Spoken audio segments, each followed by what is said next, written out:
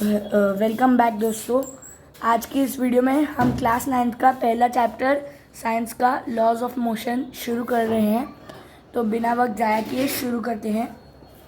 तो दोस्तों यहाँ पर लिखा हुआ है you have learned that motion is a relative concept if the position of an object is changing with respect to its surroundings, then it is said to be in motion, otherwise it is said to be at rest।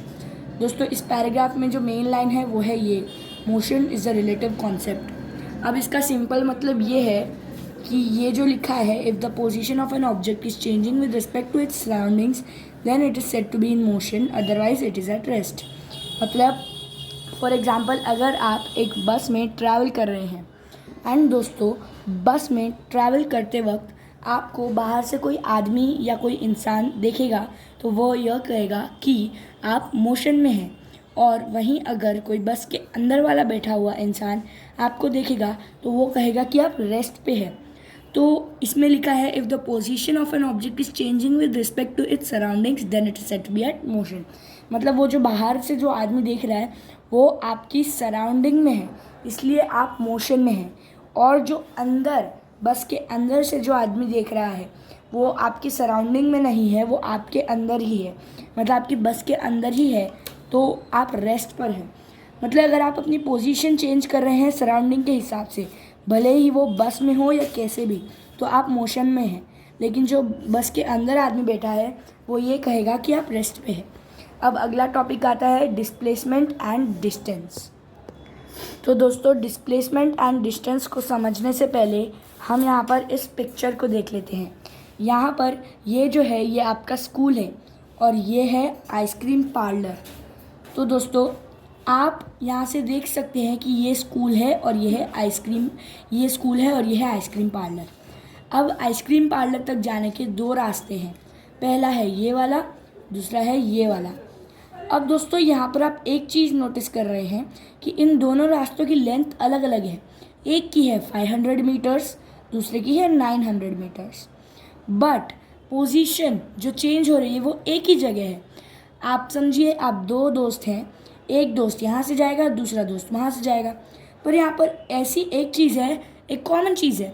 मतलब आप दोनों निकल तो school से ही रहे और पहुँच भी आइसक्रीम पार्लर रहे हैं, लेकिन आपका डिस्टेंस अलग अलग है और आप जा अलग अलग रास्ते से रहे हैं लेकिन सेम पोजीशन पर है। मतलब ये जो है ना, ये 500 और 900 मीटर्स ये एक रास्ता है, इसे हम इंग्लिश में पाथ कहते हैं। और जो आपका डिस्टेंस है वो आपके पाथ पर ही डिपेंड करता है। जगह भले ही सेम हो लेकिन अगर आप घूम फिर कर जाते हैं तो वो सेम जगह आप अलग डिस्टेंस में पहुंचेंगे। जैसे आपका दोस्त 900 मीटर वाले रास्ते से गया और आप गए 500 मीटर वाले रास्ते से, लेकिन आप दोनों की इनिशियल पोजीशन जो कि थी स्कूल और आपकी फाइनल पोजीशन जो कि थी आइसक्रीम पार्लर, दोनों की दोनों सेम है। मतलब डिस्टेंस डिपेंड करता है आपके चूज़ किए गए पाथ पर। डिस्टेंस कुछ भी हो सकता है, वो आपके चूज़ किए पाथ पर डिपेंड करता है। और वहीं डिस्प्लेसमेंट एक ऐसी चीज़ है जो पाथ पर डिपेंड नहीं करता, वो बस एक स्ट्रेट लाइन की लेंथ होती है इनिशियल और फाइनल पोजीशन के बीच में। इनिशियल मतलब आपने जहाँ से शुरू किया और फाइनल मतलब जहाँ पर आप एंड किए। तो यहाँ पर दोनों के बीच का डिस्टेंस है 200 मीटर। तो दोस्तों अब देखिए, दोनों same initial position same final position पहुँचे हैं और दोनों ने अलग अलग डिस्टेंस ट्रैवल किया है, पर सेम पोजीशन तो सेम ही है। इसका मतलब उन्हें खाली डिस्टेंस और पाथ पता है, लेकिन डायरेक्शन के बारे में तो कुछ पता ही नहीं। तो ये होता है हमारा डिस्टेंस। डिस्टेंस डिपेंड करता है आपके चूज़ किए गए पाथ पर, और वहीं डिस्प्लेसमेंट जो है वो किसी पाथ पर डिपेंड नहीं करता, और डिस्प्लेसमेंट आपको डायरेक्शन भी बताता है। जैसे ये डायरेक्शन स्कूल से आइसक्रीम पार्लर की तरफ नॉर्थ है, आइसक्रीम पार्लर स्कूल से नॉर्थ की डायरेक्शन में जाता है और 200 मीटर का डिस्प्लेसमेंट है यहाँ पर। मतलब चाहे आपका दोस्त यहाँ से यहाँ जाए या आप यहाँ से यहाँ जाए, पर आप दोनों का डिस्प्लेसमेंट केवल 200 मीटर ही रहेगा। एंड अगर ऐसा होता है कि आप आइसक्रीम पार्लर से वापस आते हैं, आपका दोस्त भी वापस आता है, तो आपका डिस्प्लेसमेंट ज़ीरो हो जाएगा।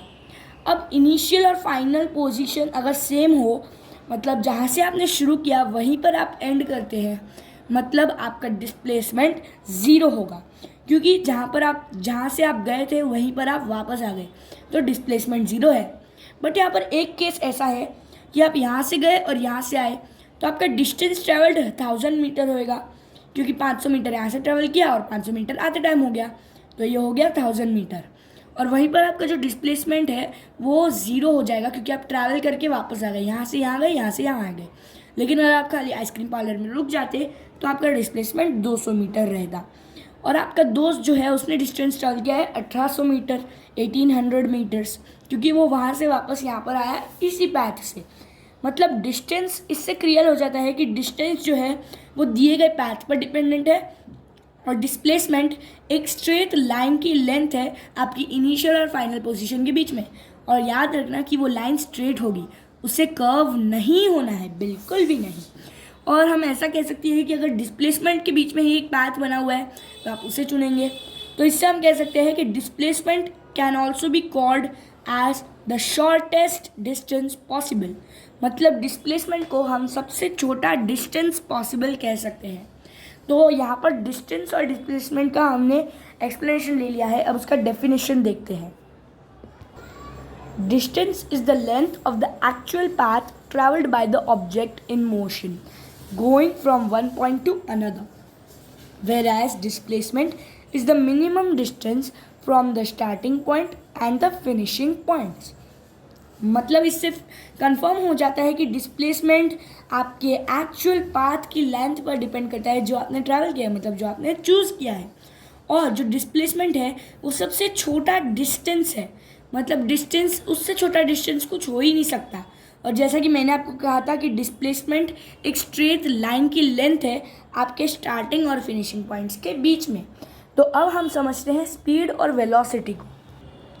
तो दोस्तों, हम स्पीड और वेलोसिटी के बारे में पढ़े उससे पहले हम पढ़ेंगे वेक्टर्स और स्केलर्स के बारे में। अब ये स्पीड, वेलोसिटी और बाकी कई सारी चीज़ों में बहुत ज़्यादा ज़रूरी है, तो इसे हम समझेंगे। सबसे पहले वेक्टर्स क्या होते हैं वो समझने से पहले हम समझेंगे स्केलर्स। अब आप जानते हैं कि कोई भी चीज़ का मैग्नीट्यूड और डायरेक्शन होता है। मैग्नीट्यूड क्या है, इसे आसान भाषा में समझेंगे। हम लेते हैं 10 मीटर पर सेकेंड टूवर्ड्स नॉर्थ। ये एक लाइन, ये एक वर्ड है जिसे हम लेते हैं। अब यहाँ पे आप देख सकते हैं कि ये ऐसा बोल रहा है कि कोई चीज़ 10 मीटर प्रति सेकंड के हिसाब से नॉर्थ की डायरेक्शन में चल रही है। तो ये हमें क्या बता रहा है कि जो चीज़ है वो 10 मीटर प्रति सेकंड चल रही है और नॉर्थ की दिशा में, दिशा मतलब डायरेक्शन। तो यहाँ पर आ गई आपकी एक क्वालिफिकेशन जो कि है डी, और ये जो 10 मीटर है ये है मैग्नीट्यूड। अब दोस्तों, जो मैग्नीट्यूड होता है वो किसी भी क्वांटिटी की एक वैल्यू होती है। तो यहाँ पर जो क्वांटिटी है वो है मीटर्स पर सेकेंड, और ये मीटर्स पर सेकेंड स्पीड और वेलोसिटी पे होती है। मतलब ये कोई भी क्वांटिटी हो सकती है पर उसकी वैल्यू हमें करंट पता नहीं, तो अगर वैल्यू डाल दे तो उसे मैग्नीट्यूड कहेंगे। तो यहाँ पर मैग्नीट्यूड क्या है, 10, क्योंकि ये मैग्नीट्यूड मतलब ये एक वैल्यू है आपके इस क्वांटिटी की, और ये है डायरेक्शन। तो ये क्या होगा, एक वेक्टर। वेक्टर में मैग्नीट्यूड और डायरेक्शन दोनों होता है, और वहीं स्केलर में खाली मैग्नीट्यूड होता है। तो ये जो था ये है एक वेलोसिटी, इसके बारे में हम सीखेंगे। तो ये थी एक वेलोसिटी, और ये जो है ये खाली मतलब इसे भी हम एक एग्जांपल से समझते हैं, 10 मीटर्स पर सेकेंड। अब यहाँ पर आपके पास क्या है, खाली मैग्नीट्यूड। अब खाली मैग्नीट्यूड है तो ये आपको ये नहीं बता रहा है कि आप किस डायरेक्शन में जा रहे हैं, कैसे जा रहे हैं। ये बस आपको इतना बताया है कि आप इस स्पीड से जा रहे हैं, मतलब इस स्पीड से कोई भी डिस्टेंस पर जा रहे हैं आप। तो ये खाली एक मैग्नीट्यूड है। 10 जो है वो उसकी एक वैल्यू है, डायरेक्शन के बारे में कुछ भी मेंशन नहीं है, तो ये होगा एक स्केलर। और मतलब आप समझ गए हैं कि वेक्टर्स जो है उसमें मैग्नीट्यूड और डायरेक्शन दोनों होती है। मैग्नीट्यूड एक वैल्यू है किसी भी फिजिकल क्वांटिटी की, और स्केलर में खाली मैग्नीट्यूड होता है, डायरेक्शन तो एक दिशा है। तो अब हम समझते हैं स्पीड और वेलोसिटी को। सबसे पहले स्पीड को समझेंगे। अब दोस्तों, हमें स्पीड और वेलोसिटी को सीखने से पहले इस चीज़ के बारे में सीखना चाहिए। आप जानते हैं कि हम अगर कोई भी चीज़ हमारे सामने से गुजरती है तो हम उसे या तो ऐसे कहते हैं कि ये चीज़ कितनी तेज़ है, कितनी धीरे है। तो ये तेज़ और धीरे हम क्यों कहते हैं, पर उससे पहले ये समझ लेते हैं कि तेज़ और धीरे होता क्या है। फॉर एग्ज़ाम्पल, आपके पास दो गाड़ियाँ हैं और उन दोनों गाड़ियों ने सेम टाइम में डिस्टेंस ट्रैवल किया है। मतलब दोनों का टाइम दिया गया है 5 सेकंड, और एक गाड़ी ने वहीं पर कवर किया है 5 सेकंड में 20 मीटर, दूसरी गाड़ी ने कवर किया है 11 मीटर, सॉरी 10 मीटर भी ले सकते हैं। तो एक गाड़ी ने वहीं पर सेम टाइम में ज़्यादा डिस्टेंस ट्रैवल किया है, ठीक है, सेम टाइम में ज़्यादा डिस्टेंस, तो उसे हम क्या कहेंगे कि वो फास्ट है। इस गाड़ी को हम ए मार्क करेंगे, इसे बी, तो हम कह सकते हैं कि गाड़ी नंबर ए गाड़ी नंबर बी से फास्ट है। और दूसरी कंडीशन ये है कि टाइम जो है वो आपको नहीं दिया गया है, पर आपको डिस्टेंस दिया है कि आपको 10 मीटर ट्रैवल करना है या 20 मीटर लेते हैं। तो आपके पास दो गाड़ियां हैं, 20 मीटर का डिस्टेंस है, और एक गाड़ी ने 20 मीटर का डिस्टेंस 5 सेकंड में ट्रैवल कर लिया, दूसरी गाड़ी को लग गए 10 सेकंड। तो मतलब ये जो एक गाड़ी है, गाड़ी नंबर ए, ये उस टाइम भी फास्ट है। तो हम किसी चीज़ को फास्ट तब कहते हैं जब वो सेम डिस्टेंस कम टाइम में ट्रैवल करती है, या ज़्यादा डिस्टेंस सेम डिस्टेंस कम टाइम में, या ज़्यादा डिस्टेंस सेम टाइम में। मतलब आप और आपके दोस्त रेस लगाते हैं, तो आपका दोस्त कम टाइम में सेम डिस्टेंस ट्रैवल कर लिया तो वो फास्ट है, और वहीं पर अगर उसने ज़्यादा डिस्टेंस सेम टाइम में ट्रैवल किया तो भी वो फास्ट है। तो इसी को हम स्पीड कहते हैं। अब स्पीड का डेफिनेशन ये है, the distance travelled in one direction by N object in unit time is called its velocity. ये वेलोसिटी का था, पर स्पीड का कुछ अलग होता है। स्पीड जो होती है दोस्तों, वो ये होता है कि डिस्टेंस ट्रैवल्ड इन स्पीड का डेफिनेशन ये होता है, डिस्टेंस ट्रैवल्ड इन यूनिट टाइम। अब यूनिट टाइम का मतलब होता है कि आपके पास जो यूनिट है, तो यहाँ पर जो स्पीड का यूनिट है वो है मीटर्स पर सेकेंड। दोनों का सेम है, स्पीड और वेलोसिटी का। और एसआई सिस्टम में जो यूनिट है वो है metres per second. CGS system यानी सेंटीग्रेड सिस्टम में जो यूनिट है वो है सेंटीमीटर्स पर सेकेंड। तो स्पीड का जो डेफिनेशन है वो है डिस्टेंस ट्रैवल्ड इन यूनिट टाइम, और वेलोसिटी का है distance travelled in one direction by N object in unit time is called its velocity. तो देखिए, स्पीड डिस्टेंस ट्रैवल्ड इन यूनिट टाइम, तो आपको जितना टाइम लगा, जितना डिस्टेंस ट्रैवल करने में, वो आपकी स्पीड है।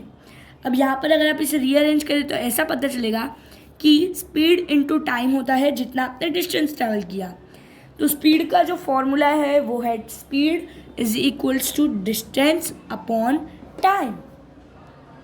और दोस्तों, गाड़ियों में एक इंस्ट्रूमेंट यूज़ किया जाता है जिसका नाम है स्पीडोमीटर। उससे आपको स्पीड पता चलती है, जो कि जनरली हम किलोमीटर्स पर आवर में मेजर करते हैं, क्योंकि किलोमीटर्स पर आवर एक बड़ा यूनिट है, उसे समझना इजी होता है। अब मीटर्स पर सेकंड तो बार बार बार बार चेंज होता रहेगा, किलोमीटर्स पर आवर आसानी से चेंज नहीं होता है। तो स्पीड जो है वो खाली डिस्टेंस के लिए होती है। अब देखिए, आपको स्पीड में डिस्टेंस बताया जाता है, डिस्प्लेसमेंट के बारे में कुछ नहीं है उसमें। अब जो स्पीड है वो खाली आपको इतना बताती है, फॉर एग्जांपल आपकी स्पीड है 20 मीटर्स पर सेकेंड, तो वो आपको बस इतना बताएगी कि आपने 1 सेकेंड में 20 मीटर्स ट्रैवल किया है, लेकिन ये नहीं बताएगी कि किस डायरेक्शन में ट्रैवल किया है। इसका मतलब वो डिस्टेंस से रिलेटेड है। और वेलोसिटी आपको ऐसा कहेगी 20 मीटर्स पर सेकेंड साउथ, तो वो आपको बता रही है आपने 20 मीटर से 1 सेकेंड में ट्रैवल किया और साउथ की डायरेक्शन में, तो ये होगी वेलोसिटी। वेलोसिटी का मतलब ये है एक डायरेक्शन में किसी वस्तु ने कितना डिस्टेंस ट्रैवल किया है, ठीक है। तो डिस्टेंस को हम डिस्प्लेसमेंट भी कह सकते हैं।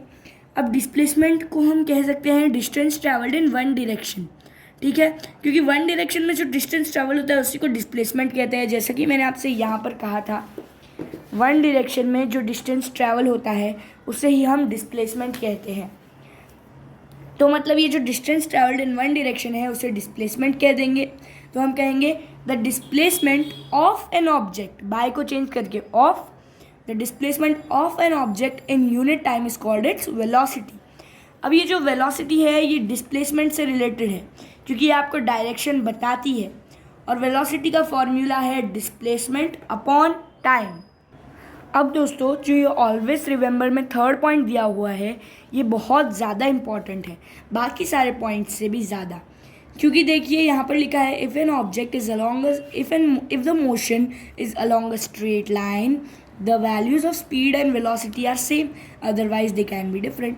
जैसा कि मैंने आपको कहा था स्पीड आपको डायरेक्शन के बारे में कुछ नहीं बताती, मतलब आप किसी भी डायरेक्शन में ट्रैवल करो, और वेलोसिटी वो आपको डायरेक्शन बताती है।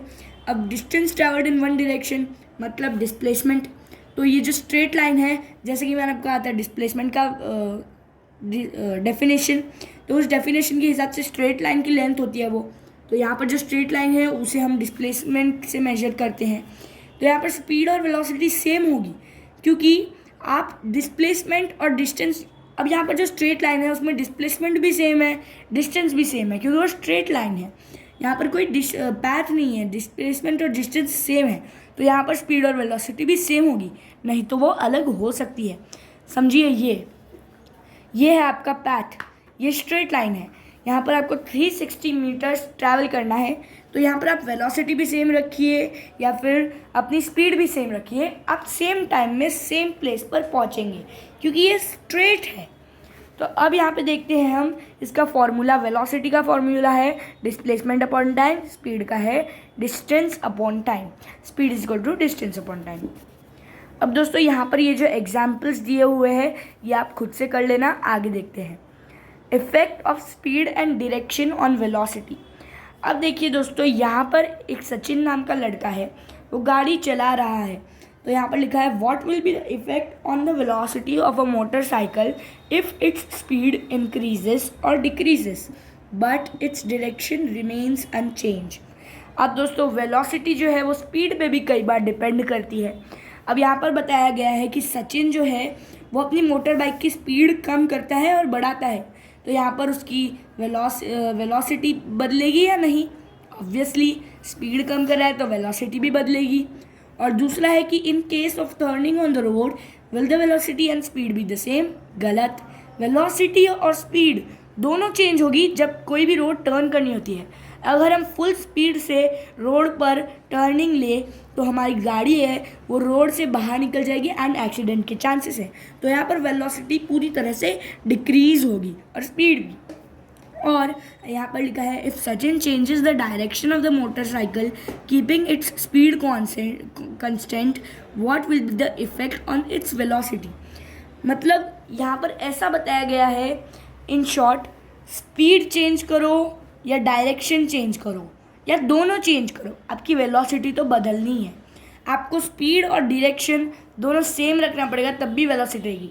अब यहाँ पर आपको एक चीज़ कॉमन दिख रही होगी, ये स्पीड जो है ये एक स्केलर क्वांटिटी है, इसमें खाली मैग्नीट्यूड होता है, और डायरेक्शन आ गया मतलब यहाँ पर डी है। अब ये जो है ये दोनों मिलकर बनाते हैं वेलोसिटी को एक वेक्टर क्वांटिटी, ये दोनों मिलकर बनाते हैं एक वेक्टर क्वांटिटी। अब दोस्तों मैं आपको बताना चाहूँगा कि वेक्टर क्वांटिटी में चाहे आप मैग्नीट्यूड को चेंज करो या डायरेक्शन को चेंज करो, आपका पूरा वेक्टर क्वांटिटी ही चेंज हो जाएगा। तो ये कॉमन नॉलेज है कि वेक्टर क्वांटिटी तब चेंज होता है जब उसका मैग्नीट्यूड या फिर डायरेक्शन चेंज हो या दोनों चेंज हो। तो यहाँ पर आप इसे नोटिस कर लेना, यहाँ पर लिखा है changing the speed while keeping the direction same, changing the direction while keeping the speed same, changing the speed as well as the direction. तो इसे आप याद रखना, इसे मैं शॉर्ट में कह दूंगा ऐसे, अगर वेलोसिटी चेंज करनी है तो आपको उसकी स्पीड चेंज करनी होगी या फिर उसकी डायरेक्शन चेंज करनी होगी या फिर दोनों करना होगा। अब दोस्तों यहाँ पर देखिए ऑलवेज रिमेंबर का पॉइंट दिया हुआ है, the first scientist to measure the speed as the distance upon time was Galileo. The speed of the sound in dry air is 343.2 metres per second. दोस्तों ड्राई एयर जो है उसके बारे में हमने 8th स्टैंडर्ड में ज्योग्राफी में सीखा था, ह्यूमिडिटी एंड क्लाउड्स वाले चैप्टर में। ड्राई एयर वो होती है जिसमें ह्यूमिडिटी होती ही नहीं है, मतलब उसमें वाटर वेपर बहुत कम होता है या होता ही नहीं है, तो उस एयर में साउंड की जो स्पीड होती है वो होती है 343.2 मीटर्स पर सेकेंड, या हम ऐसा भी कह सकते हैं 343 मीटर्स पर सेकेंड, क्योंकि 0.2 को ज़्यादा वैल्यू नहीं दी जाती। अब चेंज करते हैं,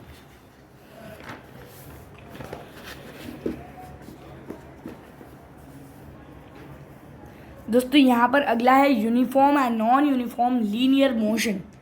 अब यहाँ पर आप देख सकते हैं Amar, Akbar, Anthony are travelling different cars with different speeds.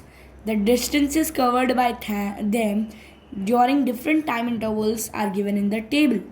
अब यहाँ पर आपको एक चीज़ कॉमन दिखेगी कि टाइम इंटरवल खाली आधे घंटे का ही है, और यहाँ पर जो डिस्टेंस है अमर ने कवर किया है वो है 0, 20, 40, 60, 80, 100, 120। मतलब हर आधे घंटे में अमर ने 20 किलोमीटर्स ट्रैवल किया है। और यहाँ पर आपने एक चीज़ देखी है जो है लीनियर मोशन। लीनियर मतलब स्ट्रेट। यूनिफॉर्म और नॉन यूनिफॉर्म स्ट्रेट हो तो उसे हम यूनिफॉर्म या नॉन यूनिफॉर्म का दर्जा दे सकते हैं। अब जो अकबर है उसने ट्रैवल किया है पहले आधे घंटे में 18 मीटर, दूसरे आधे घंटे में 36 मीटर, तीसरे आधे घंटे में 42, चौथे आधे घंटे में 70, पाँचवें आधे घंटे में 95 और उसके अगले आधे घंटे में 120। अब यहाँ पर जो देखो ये अमर की जो स्पीड है वो 1, 2, 3, 4 स्टार्टिंग के 4 आधे घंटे यानी स्टार्टिंग के 2 घंटों तक उसकी स्पीड यूनिफॉर्म थी अकबर की। अब बाद में बाकी के जो 1.5 घंटा है उसमें अकबर की जो स्पीड थी वो यूनिफॉर्म नहीं थी, वो बदल गई, मतलब वो चेंज हो गई, यहाँ तक वो नॉन यूनिफॉर्म हो गई। तो अब यहाँ पर देखो तो ये कुछ इस तरह से कि पहले आधे घंटे में उसका 0 था, मतलब पहले आधे घंटे में उसने 14 किलोमीटर ट्रैवल किया, दूसरे में 28, तीसरे में 42 और चौथे में 56 और बाद में 70 फिर 84। अब यहाँ पे दोस्तों मेरे से एक गलती हो गई थी, उसने पूरे में ही नॉन यूनिफॉर्म किया है। स्टार्टिंग के 1 घंटे में उसने यूनिफॉर्म किया है, बाकी के पूरे में नॉन यूनिफॉर्म। ठीक है, तो यहाँ पे आप देख सकते हैं कि अकबर ने नॉन यूनिफॉर्म डिस्टेंस ट्रैवल किया है, अमर और एंथनी ने सेम डिस्टेंस ट्रैवल किया है। तो दोस्तों यूनिफॉर्म स्पीड हम उसे कहते हैं, मतलब uniform and non uniform motion कहेंगे। देखिए, if an object covers unequal distances in equal time intervals, it is said to be moving with non-uniform speed. अगर कोई वस्तु अनइक्वल डिस्टेंसेस मतलब जो डिस्टेंसेस सेम नहीं है उन्हें सेम टाइम में कवर करता है तो वो कोई नॉन यूनिफॉर्म स्पीड में चल रहा है। अब यूनिफॉर्म और कांस्टेंट दोनों अलग है। कांस्टेंट मतलब सेम होता है और यूनिफॉर्म मतलब सेम चीज़ से, मतलब सेम वैल्यू से इंक्रीज़ हो रहा है। यूनिफॉर्म मतलब सेम वैल्यू से इंक्रीज़ हो रहा है, और कांस्टेंट मतलब पूरी तरह सेम है, मतलब उसकी वैल्यू चेंज ही नहीं हो रही, तो उसका चेंज इन वैल्यू का रेट 0 होता है। और यहाँ पर उसका चेंज इन वैल्यू का रेट यूनिफॉर्म होता है, वो अपनी वैल्यू को सेम टाइम इंटरवल में सेम चीज़ से बढ़ा रहा है। तो अभी आप यहाँ से इतना समझ लीजिए कि अगर कोई वस्तु अलग अलग डिस्टेंसेस सेम टाइम में ट्रैवल करती है तो वो नॉन यूनिफॉर्म स्पीड है, और मतलब नॉन यूनिफॉर्म स्पीड पर चल रही है। और अगर कोई वस्तु same distances same time intervals में ट्रैवल कर रही है तो उसे यूनिफॉर्म स्पीड कहते हैं। जैसे यहाँ पर अमर ने अपनी गाड़ी को आधे घंटे में 20 मीटर और 1 घंटे में 40 किलोमीटर और 1.5 घंटे में 60 किलोमीटर्स और 2 घंटे में 80 किलोमीटर और 2.5 घंटे में 100 किलोमीटर, 3 घंटे में 120 किलोमीटर, मतलब ये हर आधे घंटे में अपनी गाड़ी को 20 किलोमीटर ट्रैवल करवा रहा है। तो ये 20 किलोमीटर्स पर आवर की यूनिफॉर्म स्पीड से जा रहा है। और यहाँ पर अकबर की कोई कंफर्म स्पीड नहीं है, वो टेढ़ी मेढ़ी स्पीड से जा रहा है जो कि नॉन यूनिफॉर्म है। और ये जो एंथनी है ये पहले आधे घंटे में 14 किलोमीटर्स, दूसरे आधे घंटे में 28, तीसरे में 42, चौथे में 56 और पाँचवें में 70 और छठे में 84, मतलब ये हर 1 घंटे में 14 किलोमीटर्स ट्रैवल कर रहा है। तो ये अपनी गाड़ी को 14 किलोमीटर्स पर आवर की यूनिफॉर्म स्पीड पर चला रहा है। तो दोस्तों आज हमने speed, velocity, uniform, non uniform, distance, displacement और कई सारे कॉन्सेप्ट कवर किए हैं। अगली वीडियो में हम और भी बहुत कुछ कवर करेंगे। तब तक के लिए हमारे चैनल पर बने रहे और हमारे चैनल को ज़रूर सब्सक्राइब करें।